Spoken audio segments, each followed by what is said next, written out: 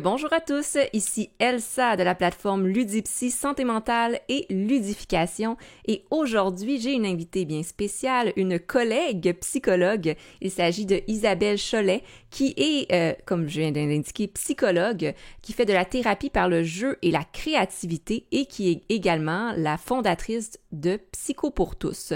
Donc bonjour Isabelle. Bonjour. Oui, donc je t'ai donné quelques titres, fondatrice de Psycho pour tous, psychologue qui fait de la thérapie par le jeu, la créativité, mais ton curriculum professionnel est beaucoup plus grand et complexe. Je pense que ça va être intéressant en fait aujourd'hui d'aller découvrir tout ce qu'on peut faire en psychologie. Donc, en psychologie, il y a différentes approches, il y a différentes méthodes d'intervention, il y a différentes aussi formes de thérapie qui peuvent être étudiées et mis en place pour intervenir. Et qu'est-ce qui est très intéressant avec Isabelle, c'est que justement, dans son apprentissage, elle utilise beaucoup la créativité, l'art, le ludique, différentes techniques vraiment intéressantes qu'on voit un peu moins au Québec, d'où l'importance de pouvoir discuter avec toi aujourd'hui. Donc, peut-être pour commencer, est-ce que tu peux justement présenter un peu ton cheminement qui t'a amené à devenir psychologue et à utiliser les différentes approches par le jeu et la créativité? Alors donc moi je suis au niveau de la psychologie, donc j'ai fait en fait une licence de psychologie et puis ensuite je suis partie vivre en Polynésie française. Donc en Polynésie française où il a fallu que j'arrête mes études parce qu'il n'y avait pas l'université voilà, qui faisait de la psychologie. Et pour autant j'ai quand même continué, j'ai fait un travail de recherche ethnopsychologique sur le lien entre l'adoption locale, enfin en Polynésie qu'on appelle le fa'amu, le fait, si tu veux, d'être adopté par un membre de la famille sans qu'il y ait officiellement, en fait, euh, l'adoption, tu vois, de... Et Hmm. j'ai travaillé sur ce public-là parce que je me suis rendu compte qu'ils étaient très confrontés à la maltraitance. Donc, j'ai beaucoup travaillé pendant les 20 premières années professionnelles sur la question de la maltraitance. Ensuite, je suis rentrée en France et j'ai terminé mes études de psycho, puisque j'avais fait mon mémoire là-dessus en Polynésie. Et en fait, j'ai fait une formation de psycho du travail. Donc moi, je voulais consulter, je voulais avoir un cabinet, je voulais avoir tu vois, une approche aussi, voir comment est-ce qu'on pouvait faire de la consultation et tout. Et donc, j'ai fait une formation, comme tu l'as dit, une formation de thérapie par le jeu et la créativité sur 2 années et où l'idée, c'est que tu as donc un cabinet atelier dans lequel eh bien, tu vas proposer plein de choses, plein de supports, des médias créatifs qui vont permettre d'être en relation autrement que par la parole. Ça peut être avec le corps, ça peut être avec plein de choses, donc de la terre, ça peut être avec des figurines, ça peut être avec des marionnettes, ça peut être avec le dessin, plein de choses qui va permettre à la personne aussi de sortir du langage pour peut-être euh, avoir accès un peu à l'inconscient, aussi pour pouvoir sortir un peu de la difficulté et de pouvoir un petit peu le métaboliser avec d'autres choses. Mhm. Et j'ai travaillé donc plusieurs années enfin depuis très longtemps en fait, comme ça, avec la thérapie par le jeu et la créativité. J'ai travaillé au refuge. Je suis venue au Québec en fait en 2012 pour présenter un travail de recherche que j'ai fait avec un monsieur qui s'appelle Michel Doré, qui est assez connu voilà, au Québec. On a édité ensemble un ouvrage qui s'appelle Être homo aujourd'hui en France. Parce que, en fait, j'ai travaillé pendant 15 ans aussi pour le Refuge, qui est donc une association qui est devenue une fondation et qui accueille des jeunes de 18 à 25 ans qui sont victimes d'homophobie et de transphobie. Hmm. Et dans ce cadre-là, donc, je les recevais et j'utilisais la thérapie par le jeu et la créativité. Et Michel Doré donc m'a demandé d'aller faire une intervention dans le cadre de l'AQPS, je crois l'Association québécoise de prévention du suicide, où j'avais fait en 2012 une conférence à Trois-Rivières pour présenter mon travail en thérapie par le jeu et la créativité. Parce que, comme tu l'as dit, il semblerait qu'au Québec, on n'utilise pas trop, en tout cas, ce genre de Ouais. choses. Donc j'avais présenté mon travail pour présenter aussi le travail que j'avais fait dans l'ouvrage, ou si tu veux, l'idée qui m'intéressait aussi, c'est de me dire quelles sont les attentes de ce public. Est-ce qu'ils ont des attentes particulières ou pas? Et pour voir aussi, pour m'adapter, parce que très souvent, ce sont les patients qui s'adaptent à notre approche. Et moi, ce que je trouvais aussi intéressant, c'est de voir comment est-ce qu'on peut s'adapter aux patients et d'avoir plusieurs cordes à mon arc aussi pour m'adapter à la personne qui était en face de moi. Voilà. Donc, Mhm. je me suis beaucoup formée. Je me suis aussi formée à l'approche systémique, l'approche familiale systémique, donc pendant 4 ans, où là, bon, c'est encore autre chose. Je me suis aussi formée, comme je te l'ai dit, à la questiologie, qui est donc l'art de poser de meilleures questions. Parce qu'en fait, en tant que psychologue, finalement, enfin, je ne sais pas toi, mais en tant que psychologue, finalement, on n'a pas trop appris à poser des questions. Et Mhm. selon la façon dont on pose la question, eh bien, on va mettre la personne dans une configuration particulière, avec une induction particulière. Et je trouve que c'est intéressant d'avoir la conscience de ça pour poser de meilleures questions. Voilà, donc je me suis beaucoup formée à des approches un peu différentes pour permettre aux gens d'abord de pouvoir aussi venir dans un espace qui puisse être sécurisant, agréable. Et, et, et en fait, le jeu, on va permettre de trianguler, en fait. On va faire un trialogue, si tu veux, avec le média créatif qu'on utilise de manière à ouvrir un espace de possible qui peut être intéressant. Voilà. Je ne sais pas trop si je me suis du coup, si c'est OK Oui, pour toi au niveau de la présentation. mais Voilà. c'est très intéressant de voir et j'aime bien quand tu as nommé que on veut le plus possible de cordes à son arc, donc on veut le plus possible de compétences, d'habiletés pour pouvoir s'adapter aux clients aussi. Donc, dans ce sens que parfois on rencontre des clients, on les connaît, une alliance se crée et on veut utiliser, aller dans cette boîte à outils-là, utiliser des outils qui s'adaptent aussi aux intérêts, aux besoins du client. Et ça demande, mine de rien, d'avoir la formation et d'aller chercher cette expertise-là à travers différentes formations, différentes connaissances, différentes techniques. Et c'est très intéressant. Et Mhm. notamment, tu l'as bien nommé, l'approche systémique qui est très utile avec les familles. Donc, d'aller chercher cette corde-là, de la rajouter. Parfois même, ça se combine, l'approche systémique avec la thérapie par Bien le sûr. jeu. Donc, à un Mhm. moment donné, il y a ces approches-là différentes, mais qui viennent aussi se combiner les unes aux autres pour pouvoir offrir le plus d'outils adaptés aux clients et Mhm. vraiment, au final, leur venir en aide le plus possible, répondre à leurs besoins. Mhm. Donc, très Alors, c'est vrai que intéressant. quand on parle de thérapie par le jeu et la créativité, très souvent on me pose la question, on me dit, mais alors tu reçois des enfants? Et en fait, non. Enfin, j'en ai reçu ponctuellement, mais pendant longtemps, avec le refuge, j'ai reçu donc des ados et jeunes adultes. Et là, essentiellement, ma clientèle, ce sont plutôt des adultes. Et à la fois, je les reçois en individuel, je peux les recevoir en couple ou en famille, mais j'interviens aussi énormément dans des équipes de travail, puisque comme je te l'ai dit tout à l'heure par rapport à la prévention de la maltraitance, moi vraiment mon focus c'est la particularité, je pense que je peux avoir, et c'est vraiment de travailler sur la question de la prévention de la bientraitance. Et au Mhm. niveau du travail, eh bien du coup il y a énormément de gens en souffrance, et de voir comment on va analyser les pratiques, mais avec des outils créatifs, ça ouvre complètement, et c'est complètement différent que si on ne fait juste que leur demander avec des mots, voilà, comment ils traversent leur travail, quoi. Effectivement. Et même si on travaille pas avec des enfants, qu'est-ce qui est intéressant, c'est que le jeu, la créativité, c'est très instinctif. Tu sais, on l'observe justement chez les enfants qui vont beaucoup s'exprimer à travers le jeu de rôle, à travers la créativité des objets. Mais ça reste qu'en tant qu'adulte, on a tous un côté enfant à l'intérieur de nous et qu'on peut faire ressortir justement. Et parfois, ça fait du bien de faire ressortir ce côté-là. C'est lui qui nous permet d'être plus authentique dans nos émotions, plus honnête, ou des fois aussi de tout simplement mieux communiquer nos émotions, là. Nos émotions, nos besoins.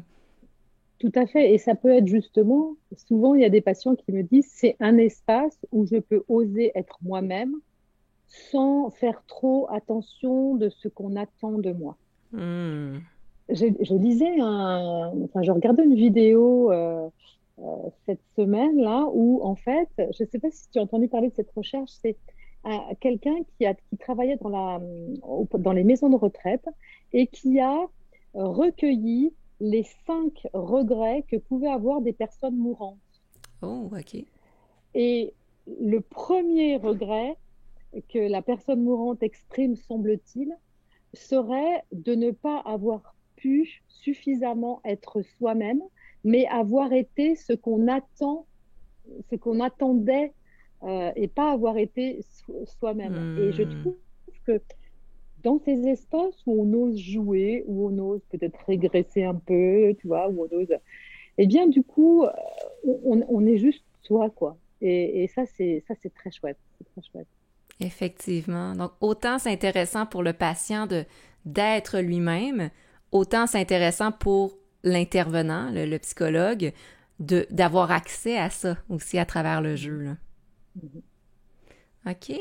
Mais alors, à la fois, on est dans ce que Verity Gavin, qui est l'initiatrice de la thérapie par le jeu et la créativité, elle dit, on est vraiment dans un relationnel créatif. C'est-à-dire que pour le thérapeute, tout l'apprentissage aussi, c'est de pouvoir, tu vois, très facilement se connecter. Tu vois, quelqu'un amène quelque chose, tiens, comment est-ce que je vais pouvoir peut-être le connecter à ses ressources? Mhm. Il est tout le temps, il est sidéré par la difficulté qu'il vit, etc. Comment est-ce qu'avec ce que je vais introduire, je vais le mettre dans une relation suffisamment sécure qui va aussi le faire switcher, tu vois, vers ses ressources et pas toujours regarder le problème, mais regarder la solution. Et à la fois, il faut du coup avoir un cabinet qui soit suffisamment, enfin, où il y ait suffisamment de matériel visible pour que toi aussi, en tant que thérapeute, tu puisses t'emparer de dire, ah tiens, hop, ah bah tiens, je vais utiliser un mannequin. Ah tiens, hop, je vais utiliser des figurines. Ah tiens, hop, je vais utiliser des cartes, voilà, oniriques, Mhm. tu vois, des choses comme ça. Voilà. Donc il y OK. a aussi peut-être une manière d'installer son cabinet pour que ce soit plus facile, si tu veux. Mhm. D'avoir autour de soi ces objets-là pour pouvoir les prendre au bon moment et pas devoir quitter le bureau, aller dans une autre pièce, chercher une boîte. OK, OK, Ouais, intéressant. ou même aussi, ne serait-ce que pour toi, y penser, quoi, te dire, ah, dans la boîte, dans l'armoire, là-bas, j'ai un truc qui pourrait aller. Alors que si tu le vois, ben, toi, tu peux y avoir accès beaucoup plus rapidement, en fait. Mhm. Donc, Donc, il faut suffisamment que ton cabinet, si tu veux, soit épuré pour pas être trop envahissant, mais à la fois qu'il y ait aussi des choses qui permettent à la fois à la personne d'aller euh, chercher quelque chose, ou soit à toi d'y avoir accès très facilement. OK. Et c'est Voilà. intéressant, j'en comprends de ton côté que ton cabinet est justement aménagé pour permettre cet accès-là autant aux patients qu'à toi à différents médiums, là, donc différents objets, là. Mhm. OK? Alors justement, si tu veux, je peux te montrer. Alors là, j'ai pas de photo de mon cabinet actuel, mais un cabinet que j'ai, si tu veux, je peux te montrer la Oui, photo oui, justement. bonne idée. Oui. Donc là, par exemple, c'était un cabinet que j'avais où ce que je trouve intéressant, tu vois, dans la pratique aussi, c'est d'appréhender le corps. Il y a de plus en plus de thérapies où l'approche du corps est importante, puisque c'est vrai qu'il y a, il y a le côté des sensations corporelles Mm. qui sont reliées aux émotions, et donc du coup, de faire prendre la conscience de ce qui se joue, ce qui se passe dans le corps, c'est super important. Donc là, tu vois, ici, eh bien, je fais, les patients vont pouvoir dessiner debout. Donc ça, c'est très intéressant parce qu'à la fois, ils vont pouvoir il y a une amplitude de gestes beaucoup plus intéressante que sur un format A4, voire A3, tu vois. Mhm. Par exemple, il m'est arrivé à ce que les personnes se mettent contre le mur et du coup, je puisse les dessiner, tu vois, par exemple. Et donc, on dessine leur corps et ils peuvent ensuite se représenter ou bon, justement avec les personnes qui avaient des interrogations euh, à se dire, tiens, voilà, je suis un garçon, je me sens fille, comment je suis fille dans mon corps, enfin voilà, tout ça. Et Mhm. bien de pouvoir se dessiner, se représenter et dans cet espace, oser aussi être soi et se regarder tel qu'on se sent, voilà, de ce qui est possible, voilà. Donc toi, par exemple, donc ici, là, on peut utiliser des marqueurs, on peut utiliser des peintures. Donc toi, ici, par exemple, toi, j'avais de la peinture, j'avais des espaces, voilà. Bon, ici, une possibilité de décider, par exemple. Ici, par exemple, aussi de laisser la possibilité aux patients de pouvoir s'installer aussi de façon différente dans le cabinet. Pas Hmm. toujours avoir juste deux fauteuils, mais du coup, j'ai appris aussi à ne pas avoir un fauteuil attitré, par exemple.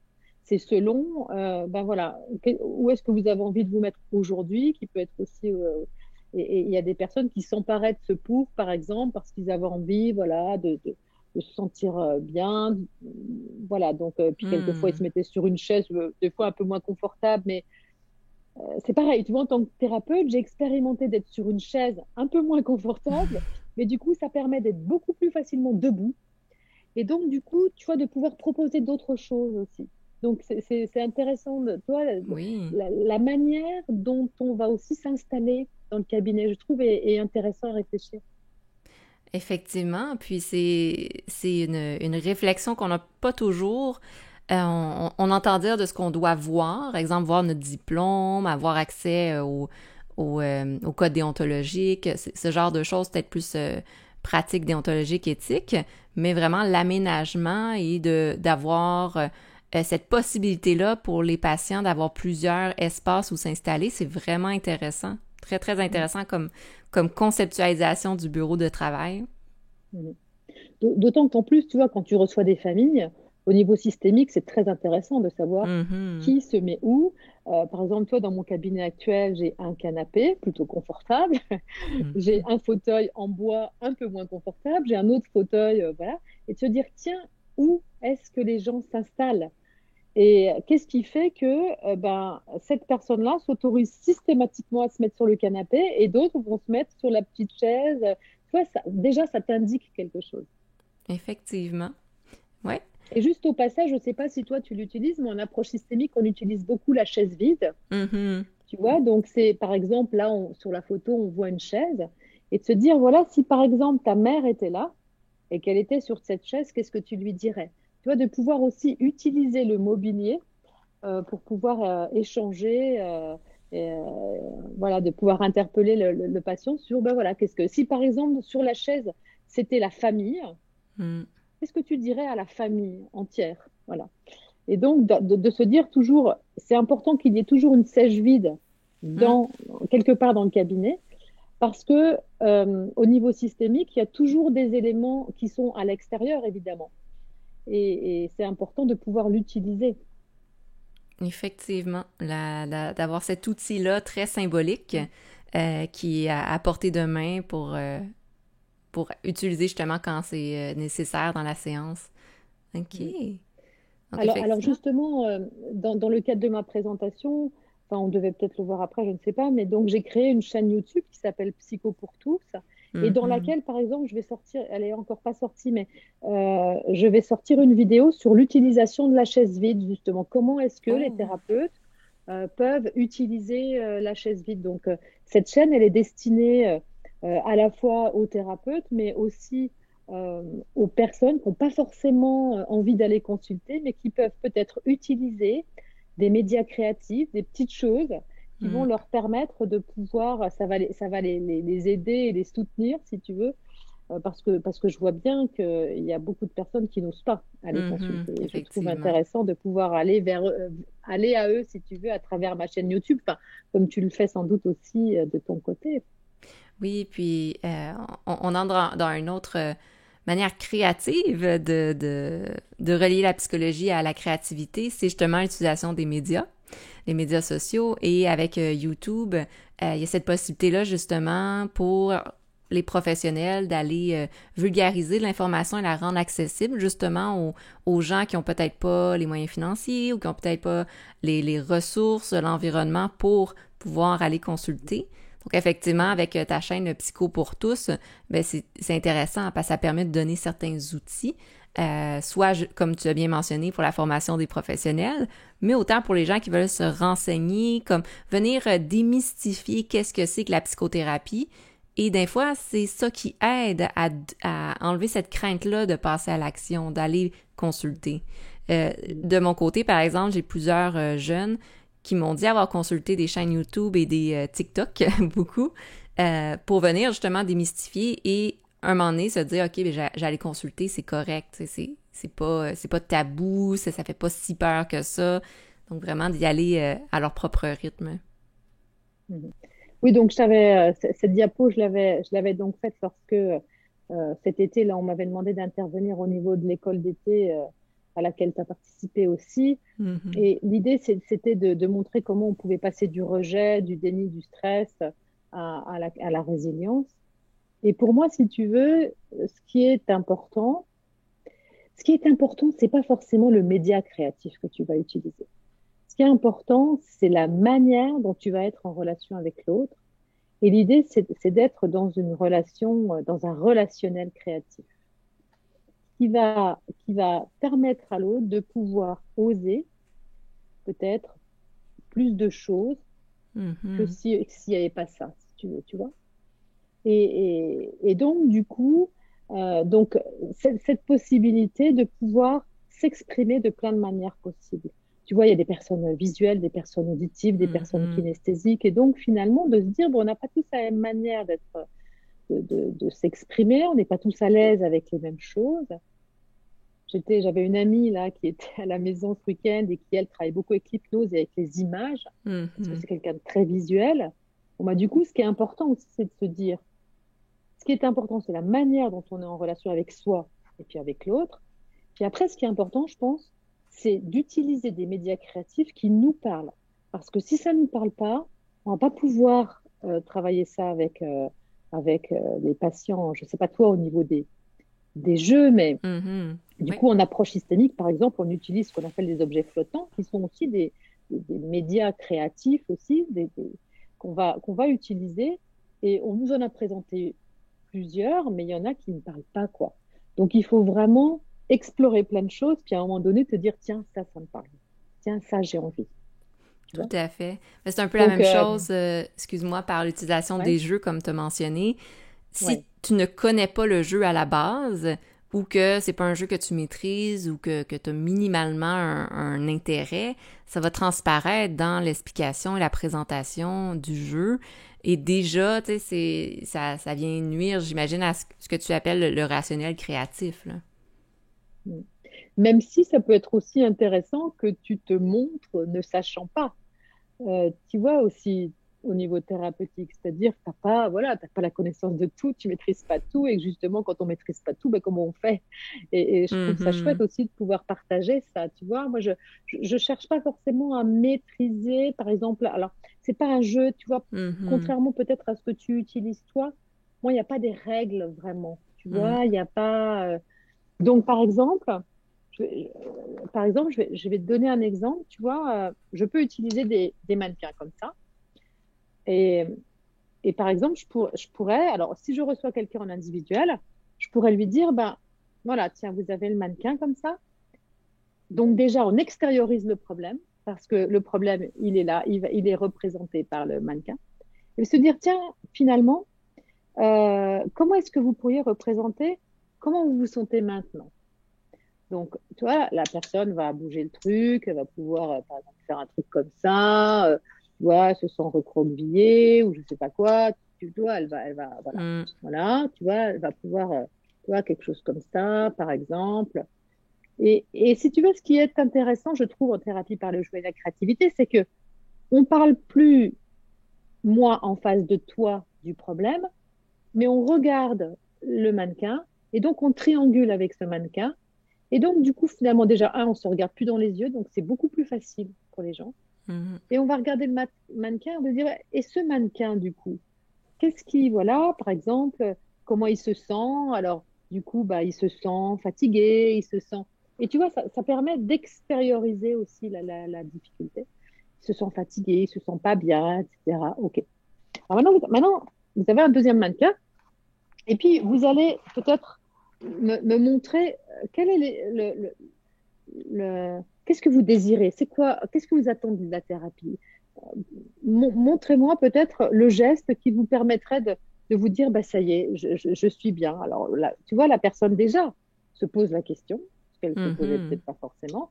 Et puis, je sais pas, tu vois, elle va pouvoir dire, je sais pas, je sais pas, tu vois, par exemple, elle dit, ah, ok, ok. Et donc, du coup, quand on regarde, c'est de se dire, bah, tiens, finalement, de quoi est-ce que ce mannequin-là aurait besoin pour arriver à ça? Ouais. Et du coup, tu vois, on externalise le truc et du coup, on vient parler du mannequin. Et c'est beaucoup plus aisé que de dire, bah, je pourrais faire ça, je sais pas trop comment m'y prendre. Enfin, tu vois, et il y a quelque chose de visuel, comme je dis, moi, ce que je trouve intéressant dans la thérapie par le jeu et la créativité, c'est tout d'un coup d'ajouter un sens, c'est-à-dire le sens de la vue, eh bien, ça donne un autre sens à ce qu'on vit.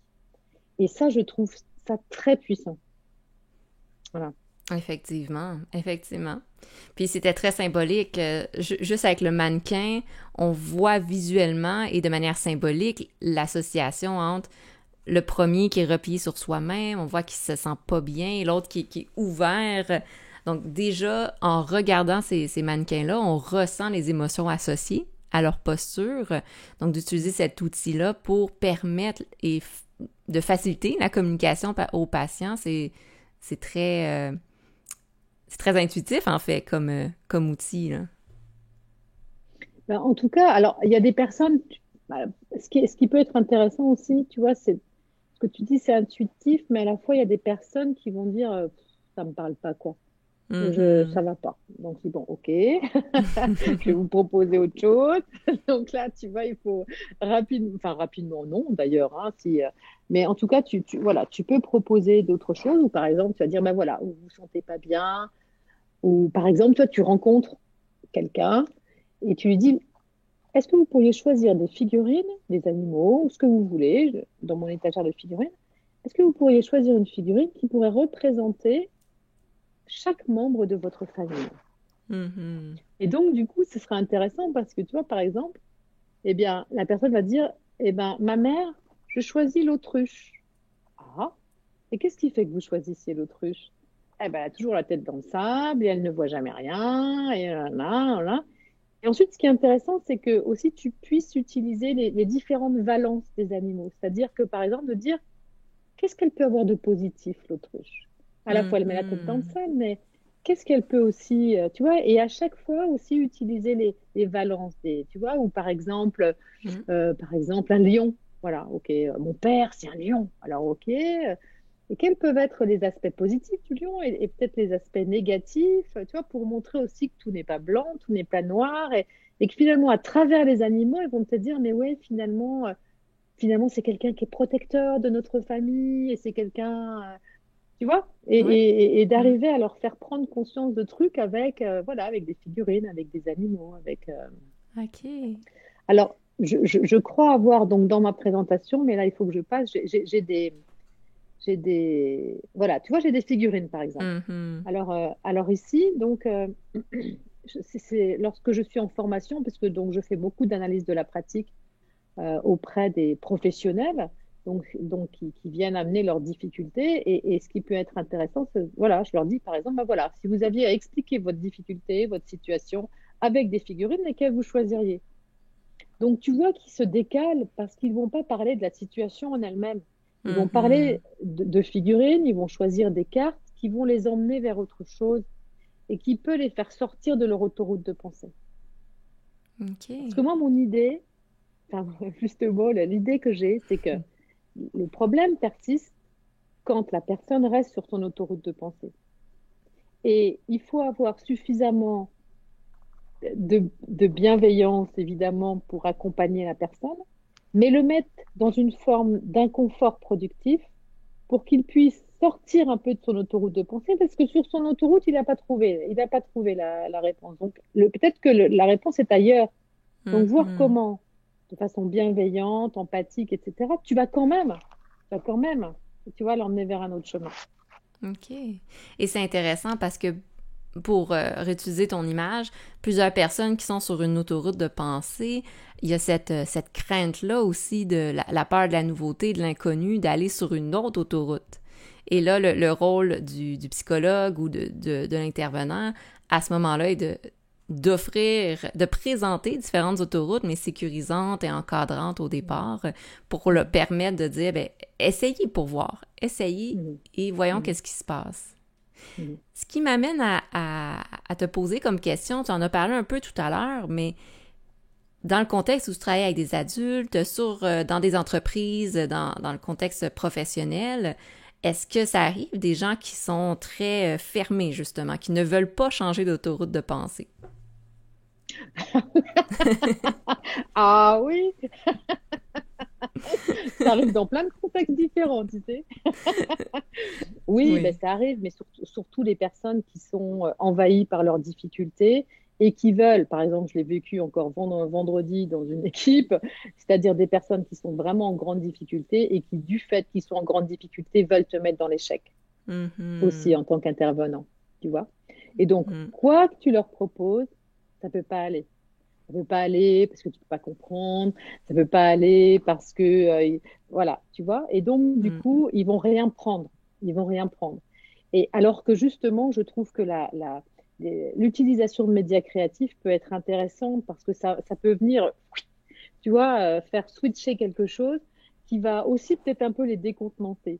Tu vois, par exemple, vendredi, c'est drôle parce que, bon, on associe souvent, enfin, je sais pas trop au Québec, mais en France, les psys sont un peu fous, tu vois, ils sont un peu, enfin voilà, ils disent tous un peu, je sais pas trop s'ils disent ça au Québec, mais voilà. Et vendredi, j'avais une équipe et pour leur demander un petit peu, tu vois, avoir un petit peu la météo du jour, souvent on dit alors, comment est-ce que vous allez? Qu'est-ce qui s'est passé depuis la dernière fois? Alors, tu vois, c'est toujours un peu la même chose. Et puis, Mhm. donc, j'ai un collègue qui utilisait cette technique et je trouve ça intéressant, c'est de dire, voilà, si vous aviez un plat qui pourrait représenter votre humeur du jour, ce serait quoi? Alors les gens, tu sais, Oui, le truc, ce qui est oui. intéressant, tu vois, c'est de mettre les gens juste dans ce truc, là, de se dire, hop, et tout de suite, ils trouvent, tu vois. Alors par exemple, dire, ben, ah ben moi, c'est le plat tagine. Ah bon? Et comment est-ce que vous pouvez le relier avec votre humeur du jour? J'ai besoin de soleil, je me sens fatiguée. Et donc, du coup, ils viennent parler, tu vois, de leur humeur du jour, mais d'une Mhm. façon décalée et différente, qui va me donner peut-être des informations supplémentaires que je n'aurais pas eues si je leur avais juste demandé comment ils allaient, tu vois, Effectivement, oui, très par exemple. intéressant. Mhm. Mais du coup, tu vois, c'est des petits outils créatifs qui sont pas forcément des trucs, mais Mhm. voilà, qui viennent un peu décaler les choses et puis de se rendre compte qu'aussi, bah voilà, on peut l'aborder autrement et que ça peut être chouette aussi de se laisser aller à, voilà, à un jeu et parfois les équipes disent, bah tiens, qu'est-ce qu'on fait aujourd'hui? Est-ce qu'il y a quelque chose de différent? Alors des fois, on dit, bah non, pas spécialement, ou tout d'un coup, tu vois, je peux amener des trucs, mais pas systématiquement, tu vois. On n'est pas non plus Mhm. dans la consommation de médias créatifs ou de techniques. Le but, c'est pas la technique, tu vois, c'est plus la relation la Mhm. qualité de relation qu'on va pouvoir mettre en place dans le travail. Mais des gens résistants, évidemment, que je rencontre, toi aussi, enfin, je veux dire, je Tout à présume fait, que, tout à fait. ben oui. Ce que je trouve intéressant de mon côté, c'est une approche qui vient me chercher, dans ce sens, positivement, dans ce sens que c'est le genre d'approche que j'aurais le goût de m'ouvrir dans la créativité. Mais j'ai plusieurs profils de personnes en tête qui pourraient justement être beaucoup dans la résistance ou la crainte, même l'anxiété par rapport à l'approche. Je trouvais ça intéressant à ce moment-là. Est-ce que c'est préférable de continuer, de persévérer, d'essayer différents outils ou parfois de référer en disant, ben peut-être que cette technique-là, cette approche-là ne fonctionne pas avec certains profils de personnes. Alors, je pense qu'il y a des personnes qui sont beaucoup plus attractées par ce genre de truc, tu vois, par la créativité, et puis d'autres beaucoup moins. Euh, je pense à certains patients avec lesquels je m'autorise aussi beaucoup plus, tu vois. Il y a des patients avec Mhm. qui je m'autorise beaucoup plus que d'autres, où je sens une forme de rigidité, une forme.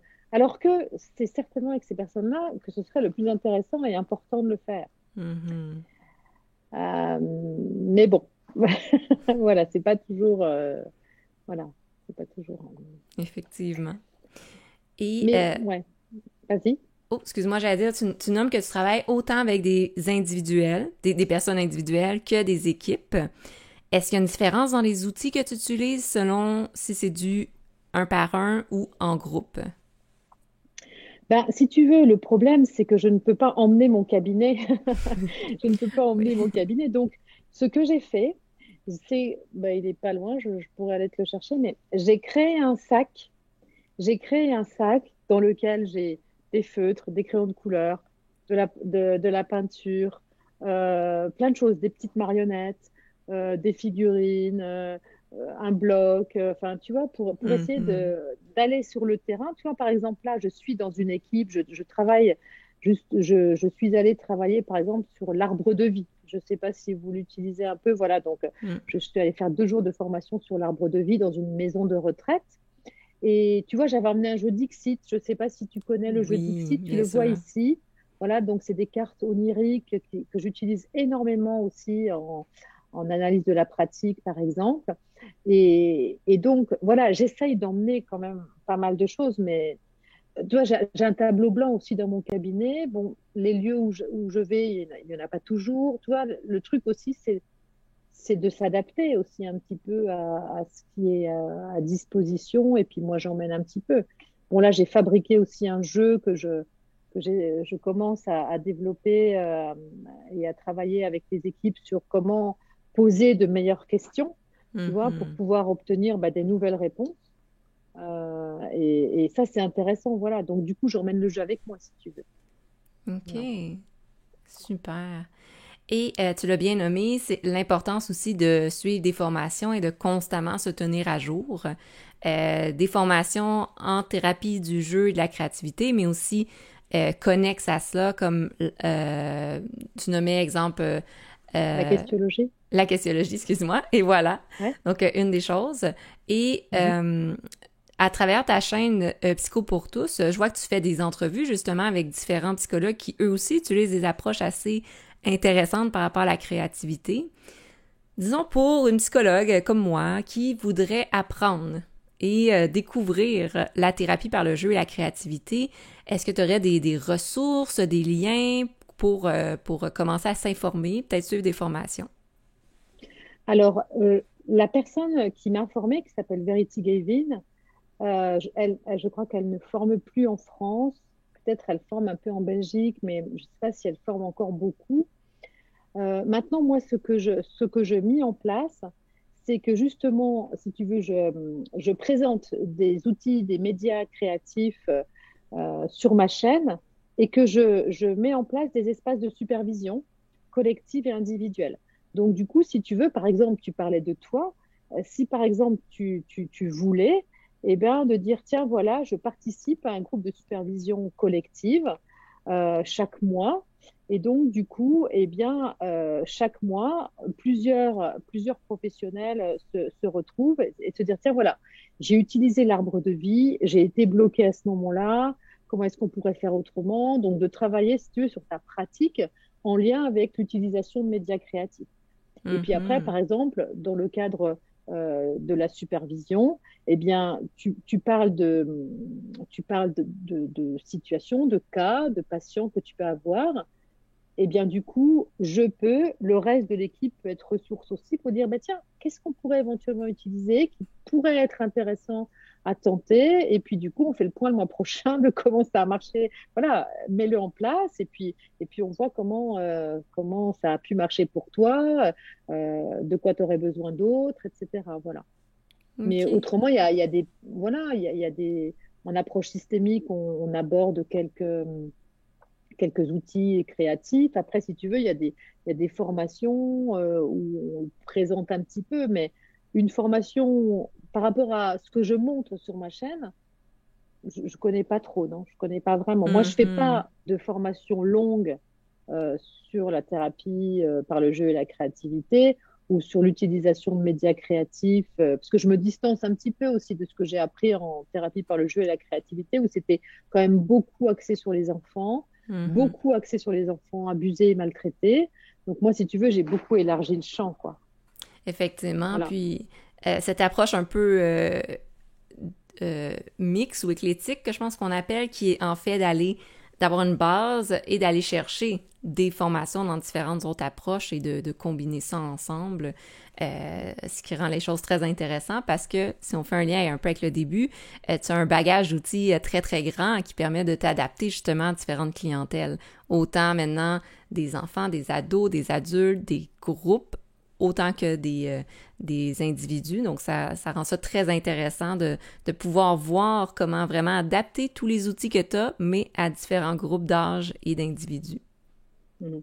Alors, tu vois, par exemple, quand tu parles de différents groupes d'âge, donc finalement, ce que je peux utiliser avec un enfant de 10 ans, je peux aussi l'utiliser avec un adulte de 50. Tu vois, Mhm. alors il y a des trucs à contrario que je ne pourrais pas faire, la questiologie, où il faut, tu vois, vraiment arriver Oui, à se oui, oui. questionner, voir comment est-ce qu'on peut modifier la question pour qu'elle soit plus puissante, etc. Bon, ben, ça, c'est sûr qu'il faut être plus âgé.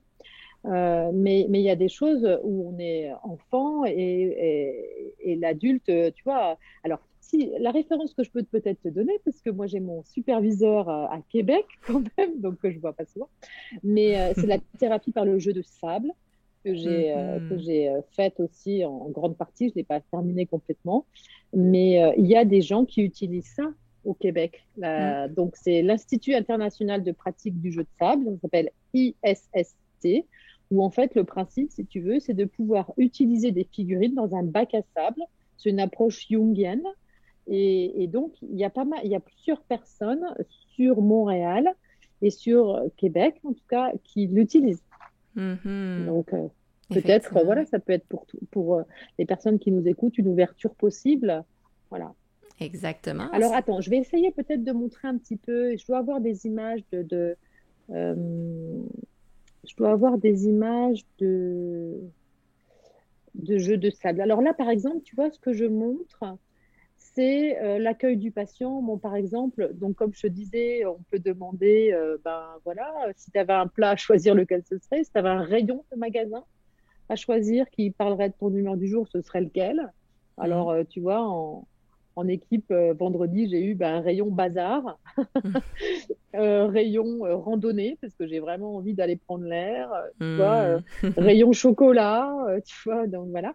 Et puis là, par exemple, tu vois, j'ai pu utiliser des choses, tu vois, à gauche, en fait, c'est des pains de terre que les personnes jetaient à terre quand ils étaient vraiment à une très grosse agressivité, ils arrivaient en colère.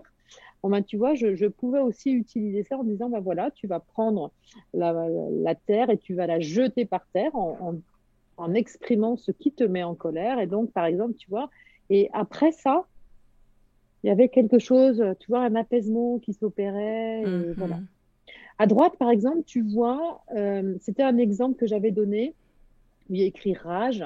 C'était une personne qui ne voulait pas me dire directement ce dans quoi elle était, elle voulait qu'on joue à ce que je le devine, tu vois. Ah, OK. Donc voilà, tu Ouais. vois. Après, voilà, représentation de comment on se sent. Donc là aussi, voilà, bah, ça parle, Mhm. hein, c'est assez parlant. Et c'est intéressant aussi de dire. Alors, quand tu disais, il y a des gens aussi qui peuvent aussi être un peu comme ça parce Mhm. que ils savent pas dessiner, parce que. Mais on n'est pas dans quelque chose d'artistique. Je me sens pas art thérapeute. Je ne suis pas dans l'art. Voilà. Et donc, d'ailleurs, dès que je prends un stylo et que je dessine, les patients sont contents et se disent, waouh, finalement, c'est bon, je peux le faire aussi. C'est Mais je bon. fais exprès aussi, tu vois, de dire, bon, voilà, il y a pas d'enjeu, on va pas Mhm. exposer, c'est pas du tout. D'ailleurs, tout reste dans le cabinet. Alors, ça aussi, j'ai un petit peu évolué dans ma pratique par rapport à ça, surtout avec des adultes. Mhm. Avec des enfants, c'est pas pareil, mais avec des adultes, ils peuvent parfois repartir avec leur production. Mhm. Ce qui est problématique, si tu veux, c'est que des fois, ce qui est, par exemple, toi, ce dessin, ce qui est, qui peut être compliqué, c'est que ça peut avoir été ultra puissant pour la personne. Et pour autant, quand elle sort du cabinet et qu'elle le montre à quelqu'un, ça peut tout détruire parce que la personne va lui dire, mais c'est moche, mais regarde, ça ressemble à rien et ça vient tout casser. Mhm. Donc, c'est en ça, si tu veux, que chez les enfants, déjà, les choses restent ici. Voilà. J'ai un petit peu modifié ma façon d'appréhender les choses, surtout depuis que je travaille l'arbre de vie, justement, où ben, je trouve intéressant qu'ils puissent repartir avec leur arbre pour pouvoir le retravailler, pour pouvoir ajouter des choses, pour pouvoir, tu vois, et que ça puisse être. Alors, par contre, il y a des patients qui me disent, non, non, non, non, je le laisse ici, je veux pas le Mhm. montrer, je veux pas, voilà. Donc, ça, c'est OK, mais en tout cas, voilà, je peux proposer ponctuellement que les personnes emmènent des choses. Voilà. OK. Donc, cette réflexion-là à avoir sur l'impact que ça a Ah bah de oui, garder ou pas l'objet. Mm. c'est clair. Parce que entre ce qui se passe dans la consultation, des fois avec des petites choses toutes simples, tu vois, par exemple là, en haut à gauche, tu vois, c'était un jeune qui avait représenté sa famille comme ça, tu vois, donc tu donnes plein de, Mm. tu mets à disposition des choses, et puis tu vois, il y avait une pierre ici, une autre pierre, là il y avait un bouchon, là il y avait des cure-pipes, pareil, ça, c'était, je sais plus, des capsules que j'avais peintes, voilà. Et donc, du coup, voilà, tu proposes plein de choses, mais s'il avait emmené cette photo-là et qu'il l'avait ramenée chez lui, on lui aurait dit non, mais n'importe quoi. Et il Mhm. faut surtout pas casser ça. Et il faut surtout aussi donner à la personne la possibilité que ce soit son espace, à lui tout seul, sans que personne ne voit la production, etc. Donc, c'est rare, c'est très rare quand la production sort du cabinet. En Mm. thérapie par le jeu et la créativité classique, la personne qui m'a formée, elle disait jamais, on ne sort jamais des choses du cabinet. Voilà. Mhm. Avec l'arbre de vie, je te dis, ou avec aussi ce que j'ai fait, on peut le voir aussi sur ma chaîne YouTube, le chemin de vie.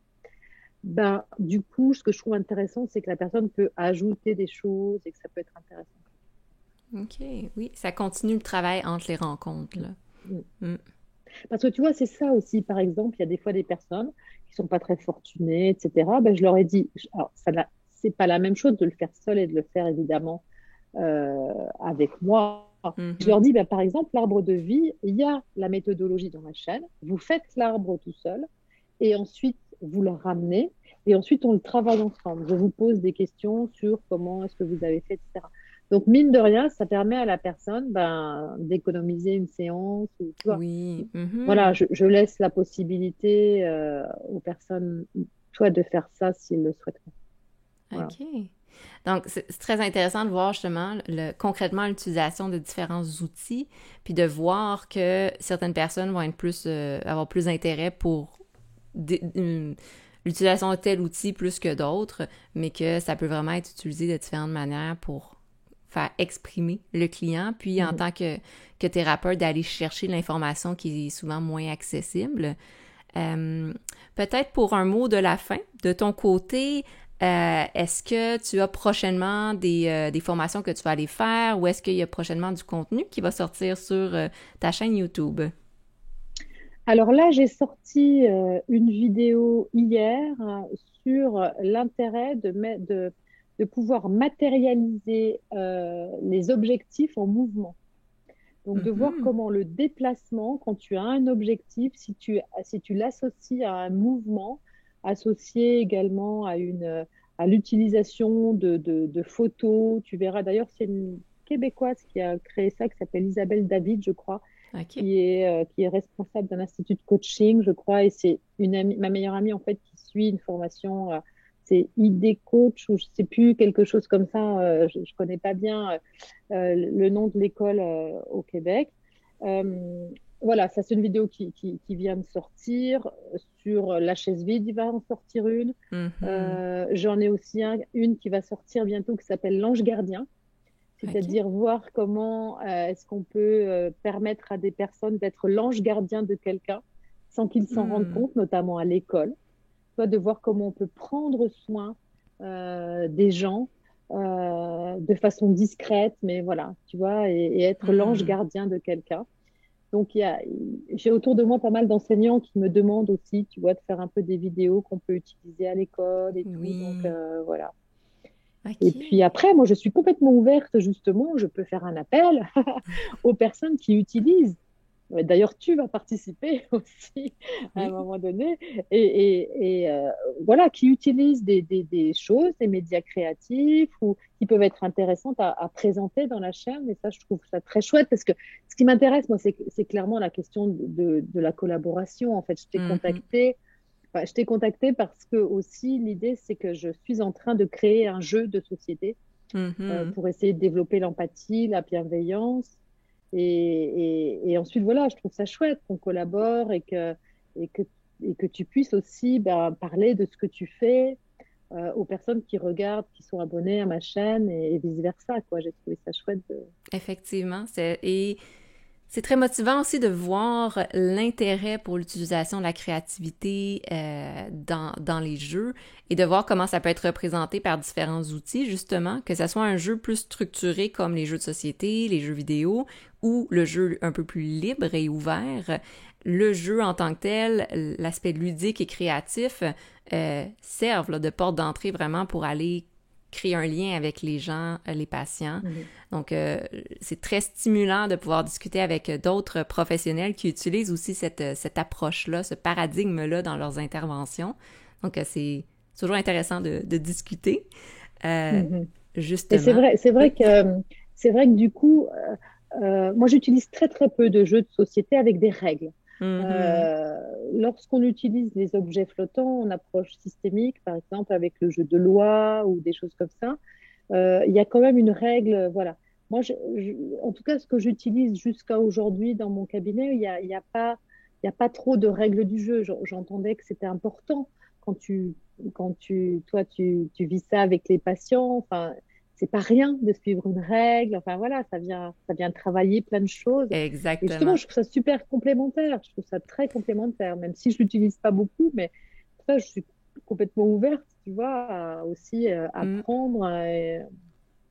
Mm. Mais effectivement, c'est deux approches d'utilisation du jeu qui sont complémentaires. Je pense que c'est le bon terme pour décrire. Autant Mhm. vers le très structuré, le semi-structuré ou le plus libre et ouvert. Là. Mhm. Et OK. après, par rapport à la formation, donc moi, je donne pas mal de formations sur l'arbre de vie, sur aussi peut-être, je vais commencer à former par rapport aux deux jeux là que Mhm. j'ai un sur la questionologie que j'ai terminé et puis un autre donc sur la bienveillance, l'empathie, tout ça. Mais après, je suis complètement ouvert à venir au Québec, il n'y a pas de souci, il n'y a pas de souci. Oui, Si on ben, m'invite. c'est ça. Ben, en espérant que les conférences et les événements vont prochainement pouvoir recommencer pour pouvoir justement Mm. faire ce voyage international pour aller partager les Mm. connaissances. Parce que mine de rien, la psychologie est différente quand même en France qu'au Québec. Mm. Est différente, mais complémentaire justement. Donc des fois, de créer ces connexions-là permet justement là, d'aller vraiment chercher plus de connaissances, d'aller voir tout ce qui est possible de faire, là, même si c'est pas Mm. enseigné ici, par exemple.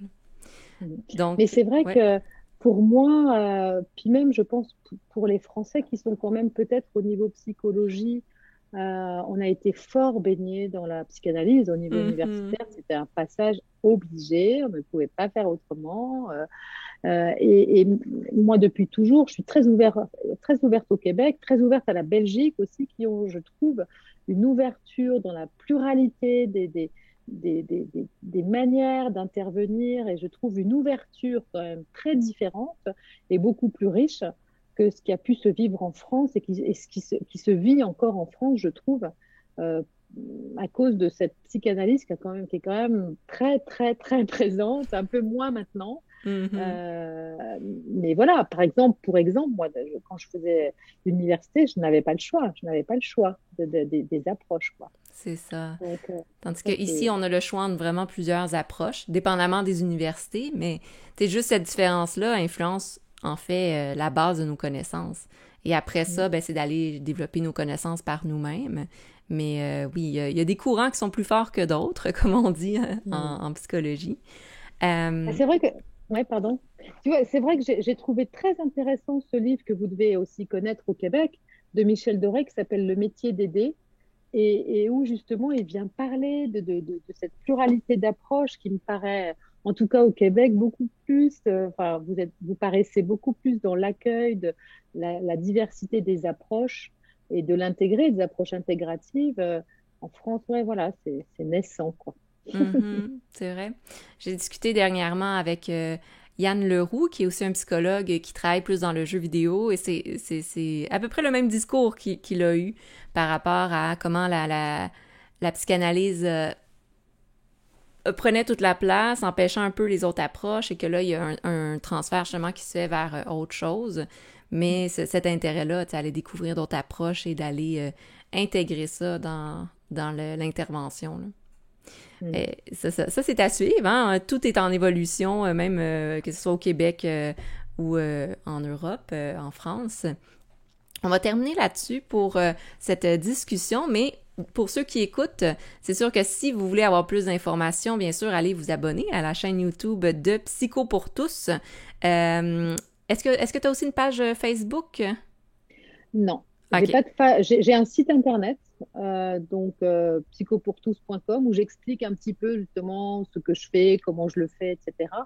Et où justement je propose, enfin où on peut, c'est par ce biais-là qu'on peut s'inscrire aussi au groupe de parole, voilà, ou à la supervision, voilà, parce que du coup on peut aussi, il y a quelques groupes de parole où je peux utiliser, alors ça on n'en a pas du tout parlé, mais on va s'arrêter là parce que je parle trop, mais comment, moi, ce qui m'intéresse aussi, par exemple, c'est comment utiliser la créativité quand on fait des trucs par Zoom, parce que c'est pas simple, en fait. Oh, on pourrait Tu se vois? refaire une capsule Ah ouais, là-dessus. Ça, parce que oui, c'est une très bonne question. On s'en reparle. Ça, c'est une bonne. ouais, J'ai même pas pensé.